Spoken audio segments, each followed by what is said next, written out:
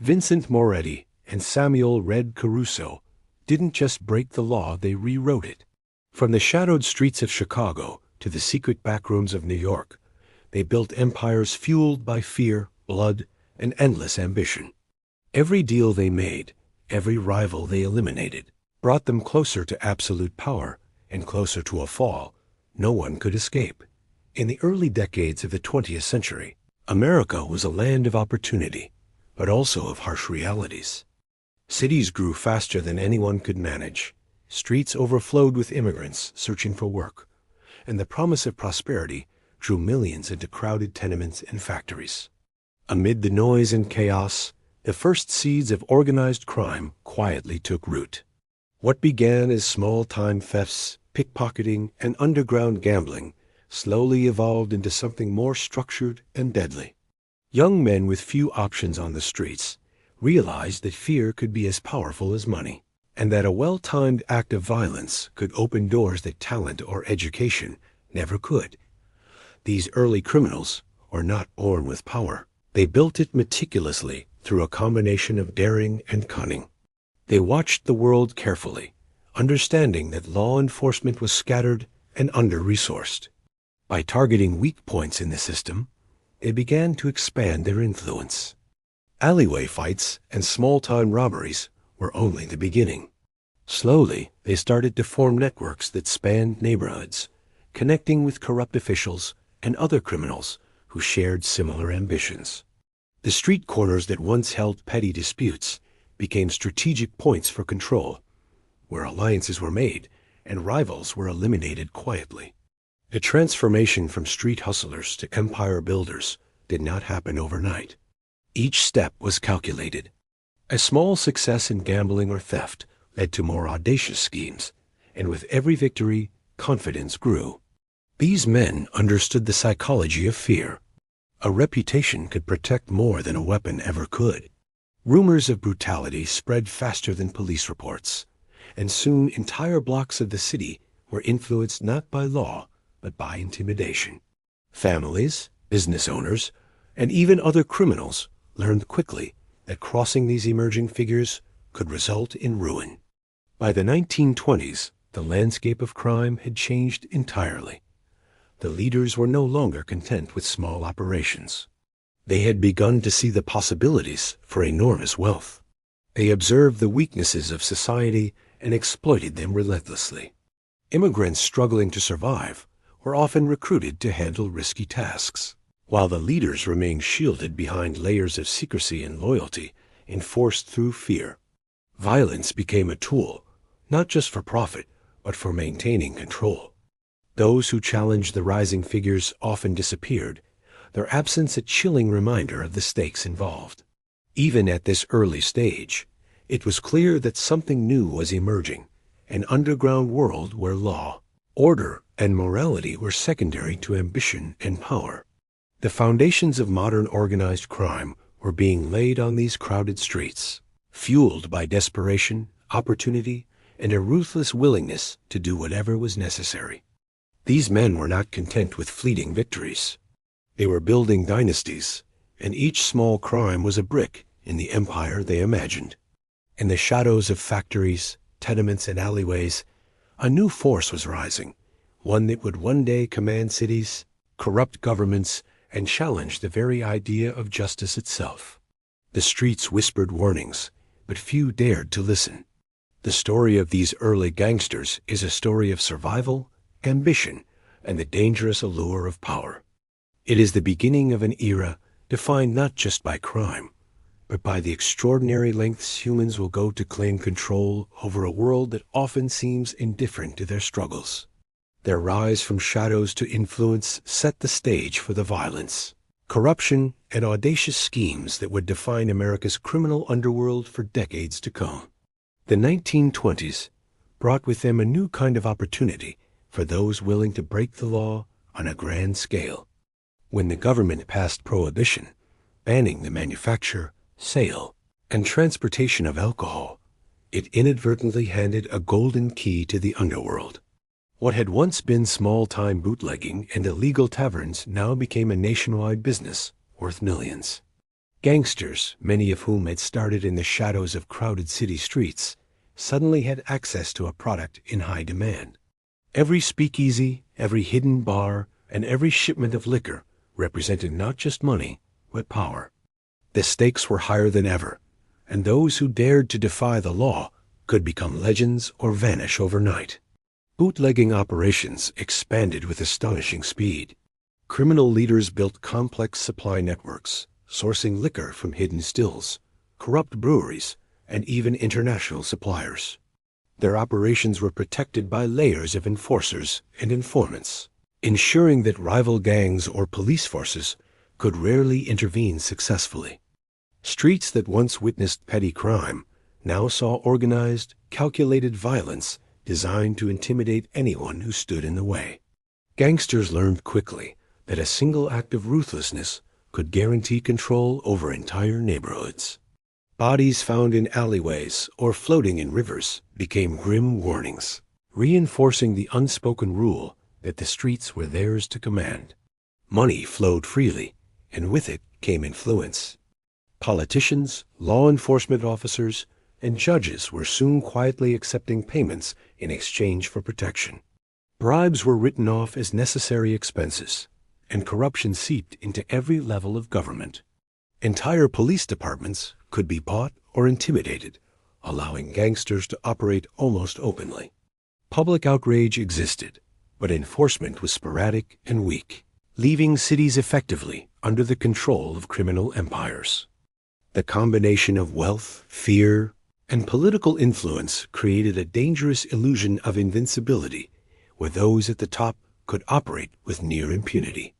The power wielded by these figures extended beyond their criminal enterprises.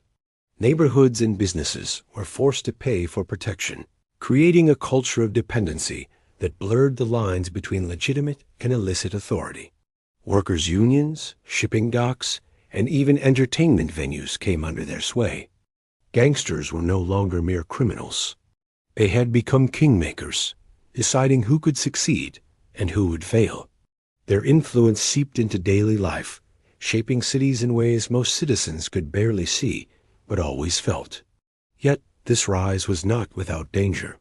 Rival gangs vied for control, leading to explosive turf wars.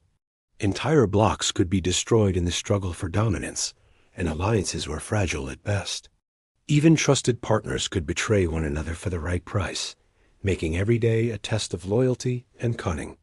Violence became routine, and it was the skillful combination of strategy, fear, and wealth that determined who survived and who fell. Prohibition created a proving ground for gangsters, teaching them to think like businessmen while acting like warlords. The empires built during these years set the stage for future criminal operations that would endure long after alcohol flowed legally again. What started as an illegal trade in a forbidden beverage became the foundation for organized crime as a force capable of shaping cities, controlling governments, and rewriting the rules of society. Those who had once been street hustlers now walked as powerful figures in a world where the law was optional, and only the daring, ruthless, and cunning could survive and thrive. Entire cities began to feel the weight of criminal control as gangsters moved beyond illegal liquor and into every corner of urban life. Streets, docks, and neighborhoods were no longer neutral ground. They were claimed territories, policed by those who ruled with a combination of fear and strategic cunning. Gang leaders understood that true power was not only in wealth, but in the ability to control people as movements, businesses, and even thoughts. No shopkeeper, truck driver, or local worker could ignore the invisible hand of organized crime without risking ruin. The very rhythm of daily life bent to their influence, and the city itself became a stage for their dominance. Control extended to every profitable industry. Shipping docks, once chaotic hubs of labor and trade, were now tightly regulated by gangs. Dock workers paid protection fees, and shipments were rerouted to benefit the criminal leaders. Any attempts to defy these rules were met with swift, brutal consequences. Labor unions, initially formed to protect workers, became another tool for the underworld. Gangsters infiltrated unions, placing their own men in positions of power to manipulate strikes, extort money, and ensure their interests were prioritized. Even the smallest business owner had to navigate this landscape carefully, often paying invisible tolls to keep operations running. Neighborhoods transformed under gang influence. Ordinary citizens lived in constant tension, aware that one wrong move could draw the attention of a powerful and unpredictable force. Violence was a constant undercurrent, sometimes erupting in public as a statement of power. Murders, kidnappings, and assaults became messages sent to both rivals and the community, reinforcing the idea that gangsters dictated the rules. At the same time, they cultivated a perverse form of respect. By offering protection, small favors, or even charity in the community, they created a complex relationship where fear and dependency coexisted. People obeyed not only because of terror, but because survival often required cooperation with the very men who ruled through intimidation. Political influence grew alongside territorial control. Gang leaders understood that raw violence was limited if unchecked by authority. Bribery, manipulation, and intimidation of local officials became standard practice. Police officers were paid to ignore crimes, judges were persuaded to dismiss cases, and politicians were influenced to enact policies favorable to criminal enterprises. In many cities, corruption became so embedded that the boundary between legal authority and criminal rule blurred entirely. Citizens began to realize that the gangsters' reach extended far beyond the streets. They had infiltrated the very institutions meant to protect the public. Rivalries simmered constantly, making the underworld a volatile and unpredictable place. Even within the same gang, disputes over territory, loyalty, or profit could ignite deadly confrontations. Alliances were fragile, and betrayals were punished swiftly and mercilessly. Every action was calculated, every move designed to strengthen influence while suppressing opposition. Gangsters were no longer mere street criminals. They were strategic operators, wielding control with precision over territories that had become extensions of their criminal empire. By the mid-1920s, the cities had been reshaped. Commerce, labor, and even daily routines were influenced by these figures who operated above the law. Their power was not simply in the money they amassed, but in the absolute control they exerted over people's lives. Citizens moved cautiously, aware that the streets were under a force they could neither challenge nor escape. The urban landscape itself became a reflection of their dominance, a constant reminder that organized crime had grown from the shadows into a force capable of shaping entire cities. The rise of territorial control was a turning point, signaling that these men were no longer opportunists. They were rulers in a hidden kingdom built on fear, influence, and unwavering ambition. As gangsters solidified their control over cities and neighborhoods, they realized that raw power alone was not enough to maintain their empires. Money had to be protected, influence extended, and threats neutralized. What had begun as a struggle for survival on the streets now evolved into a sophisticated web of corruption that reached into the highest levels of government. Gang leaders understood that the most effective way to rule was not only through fear, but through manipulation of the system itself. Bribery, blackmail, and strategic alliances became as important as bullets and muscle. In this new landscape, power could be exercised quietly, invisibly, and with devastating efficiency. Politicians became partners rather than opponents. Campaigns were funded with envelopes of cash, promises whispered behind closed doors. Officials were persuaded to look the other way during raids, to ignore illegal shipments, and to dismiss charges that might threaten criminal enterprises. Some law enforcement officers accepted bribes outright, while others were coerced into compliance with veiled threats or carefully staged acts of intimidation. Judges could be influenced through gifts, favors, or subtle pressure, ensuring that legal challenges rarely disrupted the flow of illicit profits. The underworld had discovered a simple truth: controlling the streets was far easier when the law itself was on their side. Money became the lubricant that allowed the machinery of crime to operate smoothly. Envelopes of cash changed hands in smoky rooms, hidden in lockers, or carried discreetly to the offices of those who could offer protection. With every payment, the reach of the gangsters grew, and the line between legality and criminality blurred. Banks, once bastions of respectability, were often unwitting participants in laundering schemes that turned illegal wealth into legitimate assets. Real estate, businesses, and even political campaigns became tools to secure influence and conceal the origins of ill-gotten gains. The city's economic system, in many ways, had become entangled with the ambitions of its criminals. The impact of this corruption was felt at every level of society. Ordinary citizens rarely saw the envelopes or the deals, but they experienced the results. Court cases were dismissed without explanation, investigations stalled mysteriously, and justice seemed to serve those with influence rather than the truth. Businesses either paid their dues or suffered sabotage. Labor disputes were manipulated to favor those in power, leaving workers caught between loyalty, fear, and survival.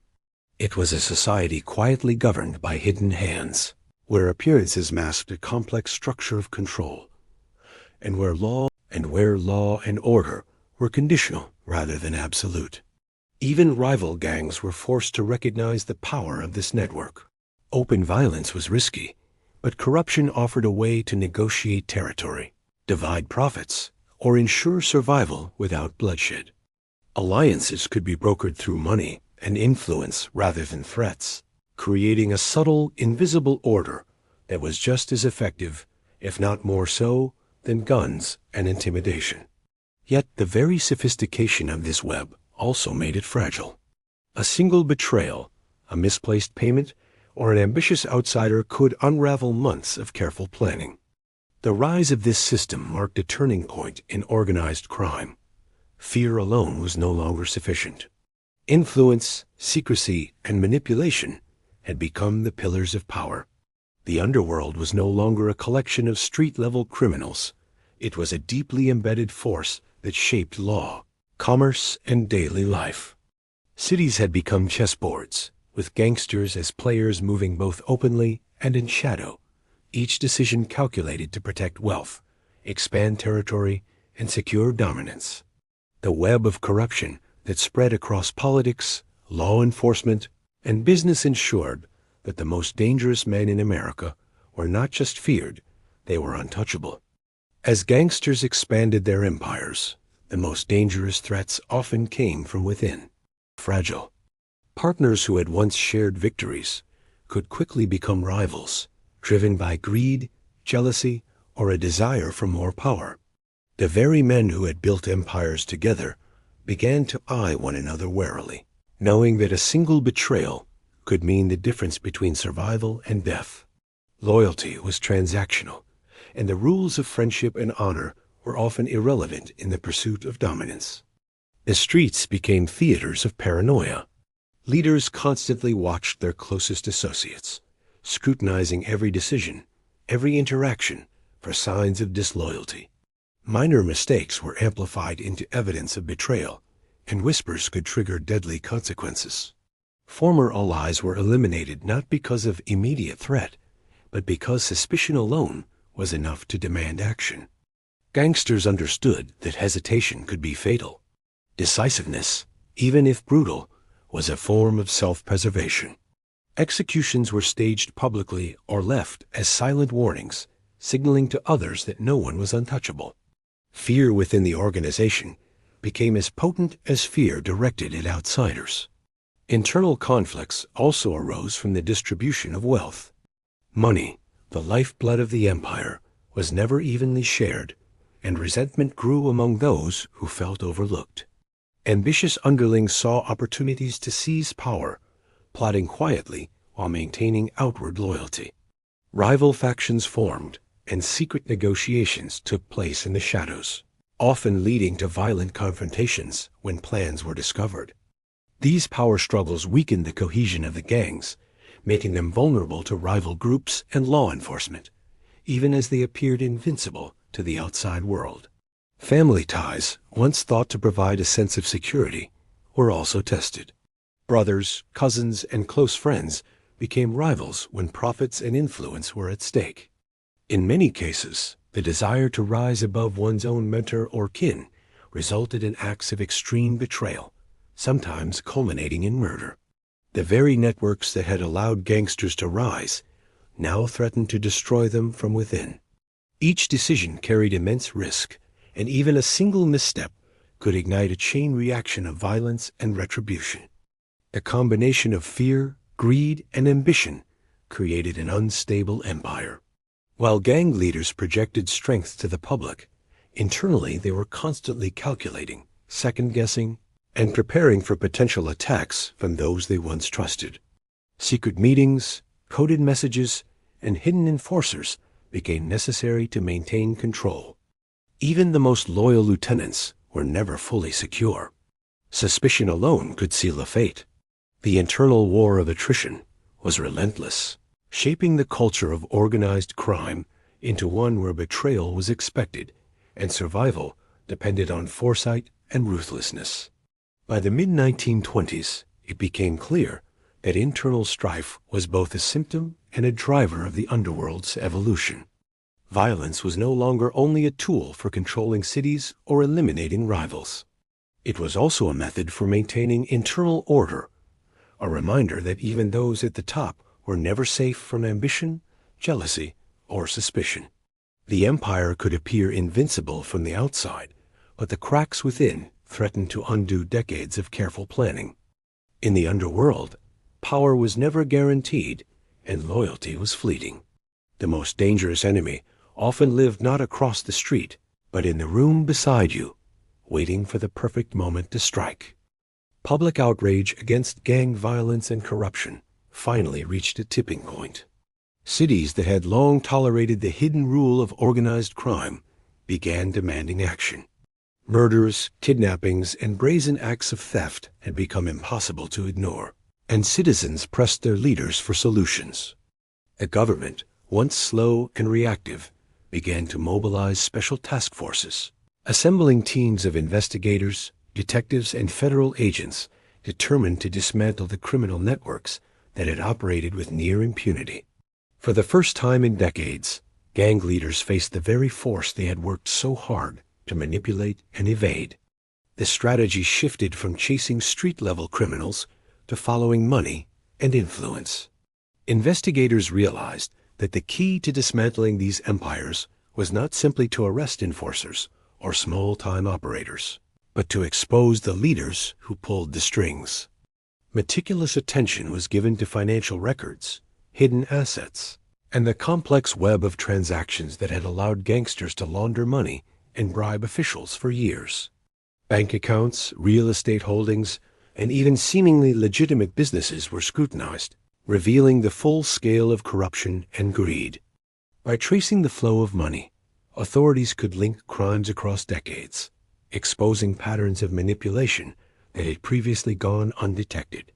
The underworld reacted with alarm. Gang leaders, accustomed to operating above the law, suddenly found themselves vulnerable. Trusted allies became potential informants, and paranoia spread rapidly through the ranks. Some tried to flee, moving wealth and family out of reach of investigators. Others doubled down, attempting to intimidate officials or cover tracks with new layers of secrecy. But the government's approach was precise and relentless, cutting through decades of deception with careful planning and patience.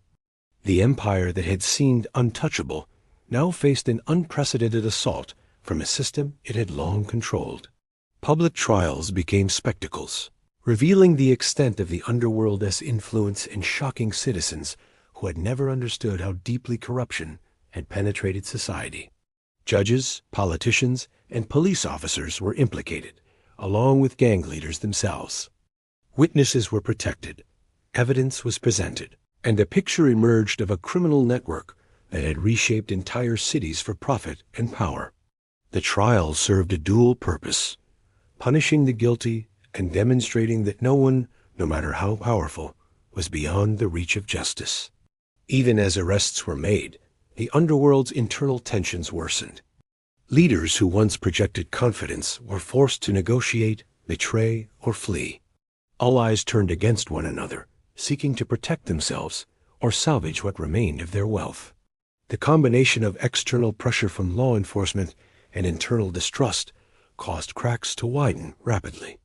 Empires built over decades began to crumble, revealing how vulnerable even the most formidable criminal organizations could be when subjected to sustained scrutiny. By the late 1920s, the first wave of convictions had shattered illusions of invincibility. Gang leaders were imprisoned, their empires dismantled piece by piece, and their influence diminished. What had once seemed permanent was exposed as fragile, and the streets, courts, and neighborhoods slowly began to reclaim control. The era of unchecked dominance was ending, replaced by a period where law, order, and justice began to reassert themselves. The fall of these criminal empires demonstrated a harsh truth. No amount of fear, bribery, or cunning could withstand the combined force of public outrage, relentless investigation, and unwavering pursuit of accountability. The fall of America's most notorious gang leaders was both dramatic and inevitable. After decades of operating with near-total impunity, the combined pressure of law enforcement, public outrage, and internal betrayals proved too powerful to resist. High-profile arrests shook cities to their core, as men who had once commanded entire neighborhoods were led away in handcuffs. Their empires, carefully built over years of violence, bribery, and manipulation, began to crumble almost overnight. Buildings, businesses, and operations that had been under criminal control were seized, shut down, or reclaimed by legitimate authorities. The streets themselves, once silent witnesses to lawlessness, began to breathe again under a tenuous but growing sense of order. Courtrooms became arenas of spectacle. Trial after trial exposed decades of carefully hidden crime, revealing the full scale of operations that had infiltrated governments, unions, and businesses. Evidence was presented in meticulous detail, from financial ledgers and secret bank accounts to eyewitness testimonies and forensic proof. Every revelation chipped away at the myth of invincibility that gang leaders had cultivated.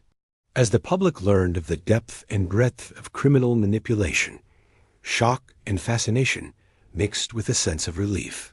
The figures who had seemed untouchable were now exposed, vulnerable, and subject to the same justice they had once evaded. Not all gang leaders met the courtroom. Some disappeared under mysterious circumstances, vanishing before they could face charges. Others attempted desperate flights to escape justice, moving families and fortunes across borders. Yet, even these efforts often failed. Law enforcement agencies had adapted, creating networks of surveillance and intelligence capable of tracking movements and assets that had once been thought untraceable. The lesson was clear. No empire, no matter how carefully constructed, could withstand sustained pressure combined with strategic oversight. The consequences extended far beyond the leaders themselves. Their lieutenants, enforcers, and associates were arrested or forced to flee. Alliances that had held entire criminal networks together disintegrated, and internal rivalries erupted in violent clashes as remaining members scrambled for power. Many of the smaller gangs, dependent on the infrastructure and protection of larger organizations, collapsed entirely. Streets that had once been under strict gang control became contested territories once again, but this time law enforcement and community oversight began to play a stronger role.